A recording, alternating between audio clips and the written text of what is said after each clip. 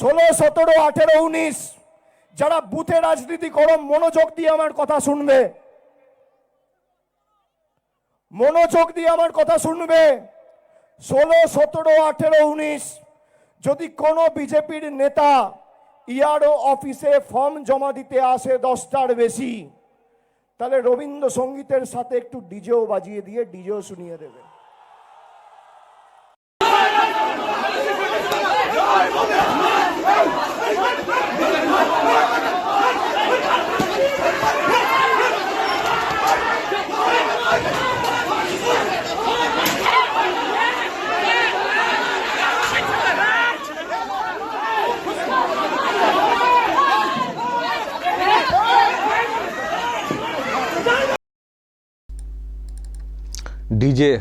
DJ বাজানো হচ্ছে।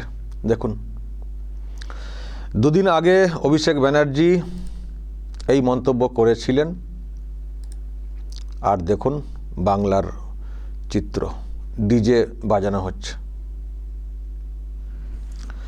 প্রিয় দর্শক, আমি শফিকুল ইসলাম এবং আপনারা দেখছেন আরামবাগ টিভি। আমি আরও একটা বিষয় দেখলাম, হুগলির চুঁচুড়ার টিএমসি এমএলএ অসিত মজুমদার, তিনি আবার একটা কাণ্ড করেছেন। আমি দর্শক সেটা দেখাচ্ছি, ওয়েট। এই যে এসআইআরের ওই যে 7 নম্বর যে ফর্মটা, নাম বাদ দেওয়ার ক্ষেত্রে যারা ধরুন মারা গেছেন বা চলে গেছেন কোথাও, তো সেটা তো জমা দেওয়া তো হচ্ছে না, অনেকেই জমা দিচ্ছেন, সেটা দেওয়া যায়। তো অসিত মজুমদার দেখুন প্রশাসনিক ভবনে ঢুকে কিভাবে দলবল নিয়ে সেই ফর্ম ছিঁড়ে ফেলছেন। দেখুন দর্শক, তারপর ব্যাখ্যাতে আসছি। কি দেখছি রাজ্যে।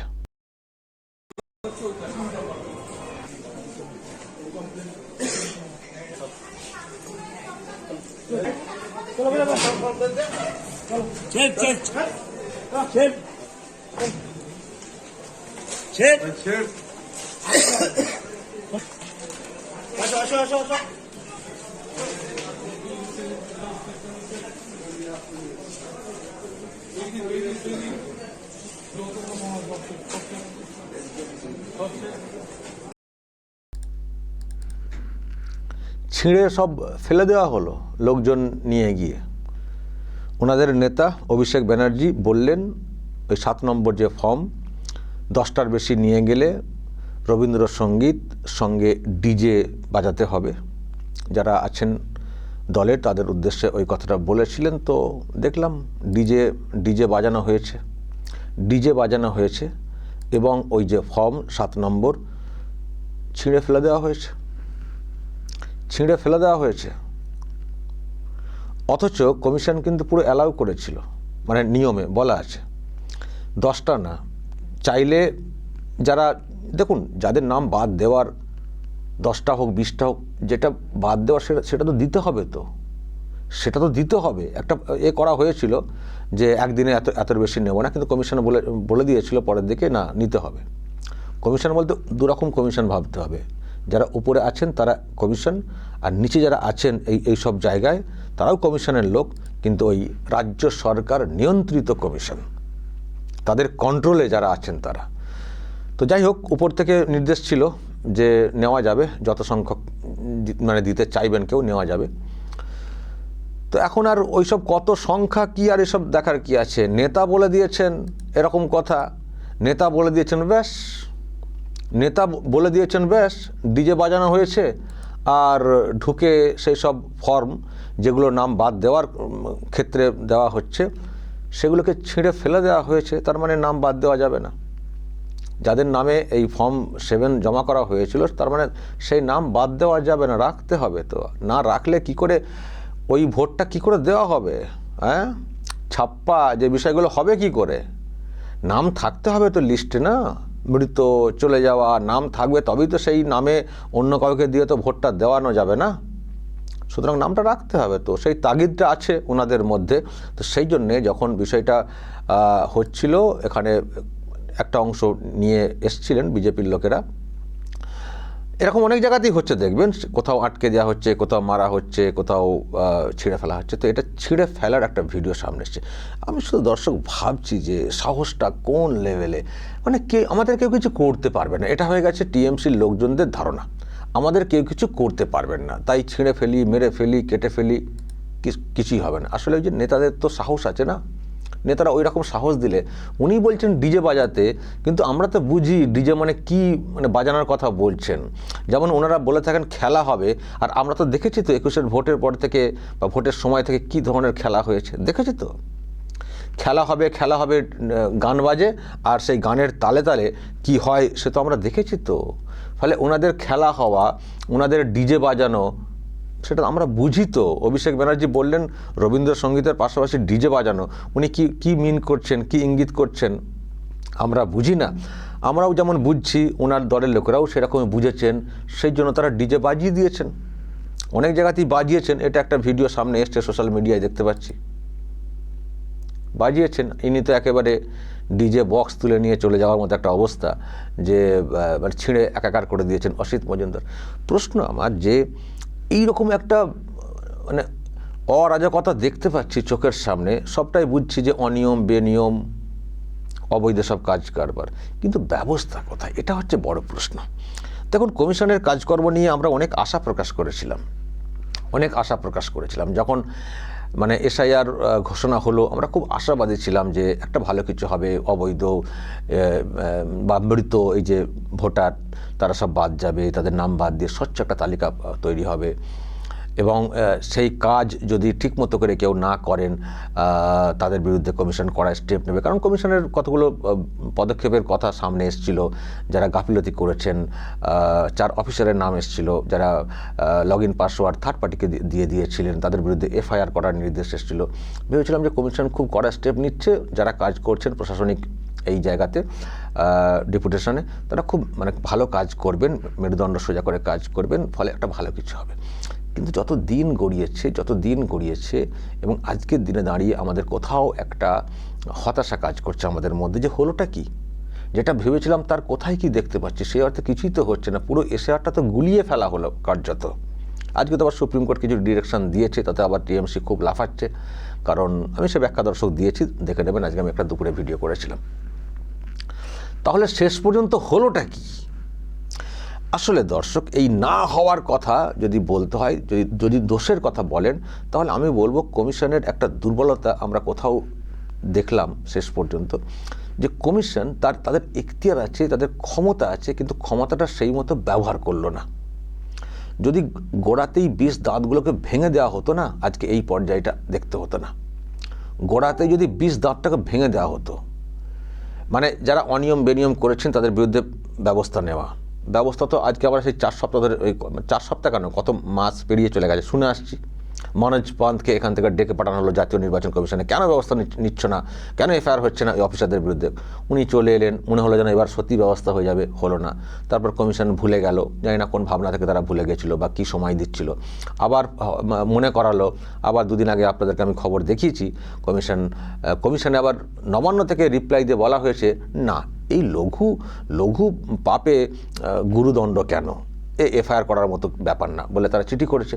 আমি শুনলাম যে সেই চিঠি এখানকার যে দপ্তর আছে সেই দপ্তর দিল্লিতে পাঠিয়েছে, কিন্তু তার কি রেজাল্ট আজও বুঝি না।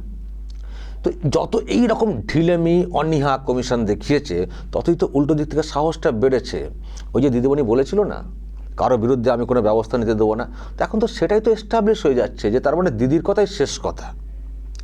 ফলে দিদির কথা যখন শেষ কথা এস্টাবলিশ হচ্ছে, তার মানে দিদি এবার যা বলবেন সেটাই শুনবো, তাই হচ্ছে। দিদির ভাইপো যা বলছেন সেটাই তাহলে হবে, তাই ওনারাও সেই মতো করে চলছেন। দেখুন, যারা এই মারধর এইসবগুলো করছেন, তারা তো কেউ ভালো লোক না, তারা মানে সত্যিকার পলিটিশিয়ান যদি আমরা বুঝি অনেক আগেকার কনসেপ্টে, কি এরা পলিটিশিয়ান না, সব দুষ্কৃতী টাইপের মনে হয় আপনাদের পলিটিশিয়ান। পলিটিশিয়ান হলে তো পলিটিক্স অনুযায়ী চলবে, এ তো দুষ্কৃতী, মারধর করা, হামলা করা, তারপরে এই ধরনের উস্কানি দেওয়া, এটা পলিটিশিয়ানের কাজ।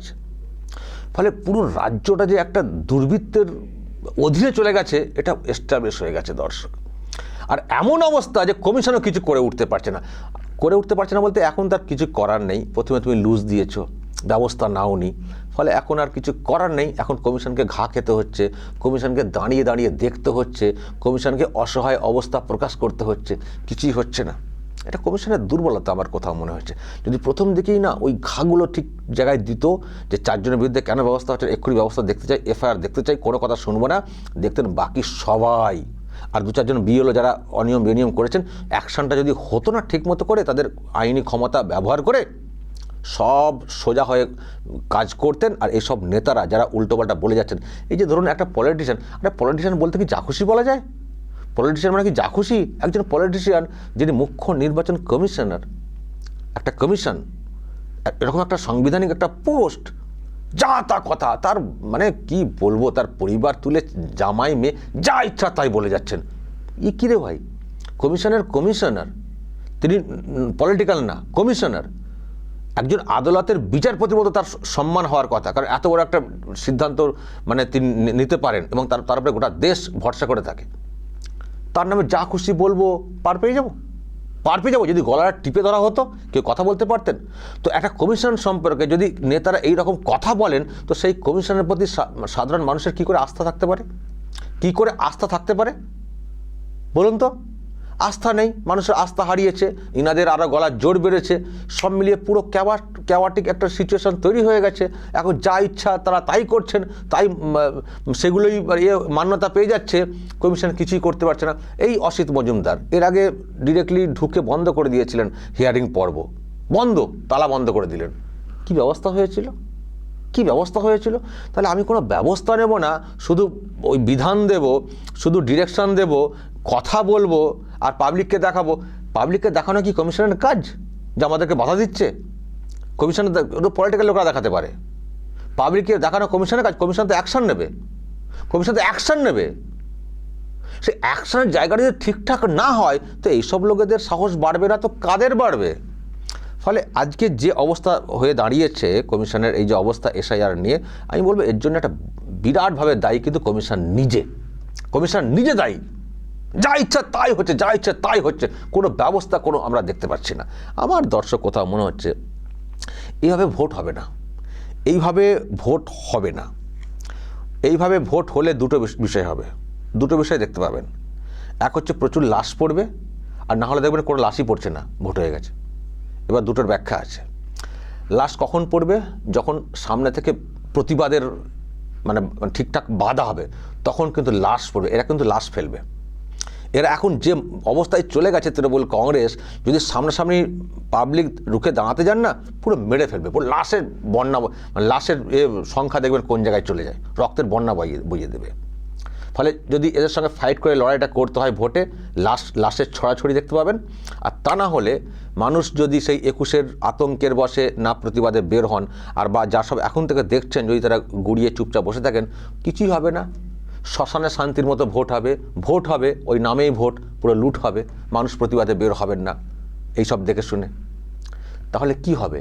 আলটিমেট ভোটটা হলো না, লাশ ফেলেও ভোট হলো না, আর লাশ না ফেলে শ্মশানে শান্তি, মানুষ ঘর থেকে বের হলেন না, যা ইচ্ছাভাবে ওনারা ভোটটা করিয়ে নিলেন, সেটাও ভোট